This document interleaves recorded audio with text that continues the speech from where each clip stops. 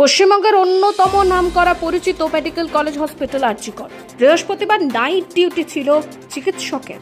শুক্রবার সকাল ঠিক 11:30টার সময় হাসপাতালের সেমিনার রুম থেকে ওই মহিলা চিকিৎসকের দেহ উদ্ধার হয়।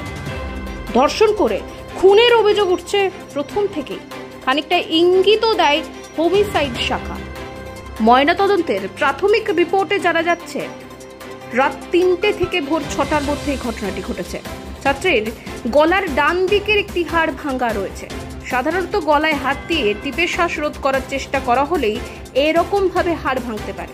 এক্ষেত্রে সে ধরনের কিছু করা হয়েছে কিনা খতিয়ে দেখা হচ্ছে। গতিবিধিটা একদমই ঠিক নয়। আরজিকর প্রশাসন যেভাবে বিষয়টাকে ধামাচাপা দেওয়ার চেষ্টা করেছে সেটা কোনোদিনই আমরা আশা করি না, কারণ একজন প্রশাসনে যে আছেন তিনি একজন ডাক্তার। ব্যাপারটা তার বাড়ির খাতেও হতে পারে, যে কারোর সাথে হতে পারে, এবং শুধু যে ডাক্তারের উপর হয়েছে তা নয়, ঘটনাটি ক্যাম্পাসের ভেতর হসপিটালের মধ্যে হয়েছে, এবং শুধু যে হসপিটালে ডাক্তার থাকেন সেটাও নয়, সেখানে অনেক স্টাফ থাকে, নার্স থাকে, সেটা যে কারোর সাথে হতে পারে। আজকে একটা পেশেন্টের সাথেও হতে পারে। একটা পেশেন্ট ধরুন বা শৌচালয়ে গেছে, বাথরুমে গেছে, সেখানে যদি কারোর সাথে এই রেপ কেস বা যদি এই খুনের ঘটনাটি হয় সেটাকে মেনে নেবে? তখন কিন্তু গোটা সমাজ একজোট হবে, তখন বলবে যে একটা হসপিটালের ভেতরে কি করে এই ঘটনাটা হতে পারে। কিন্তু যখন আজকে ব্যাপারটা ডাক্তারের সাথে হয়েছে, কতজন এবং কতজন নন মেডিকেল এটা নিয়ে কথা বলছে আমাকে একবার বলুন, এবং কতজন জানেন সেটা নিয়ে বলুন।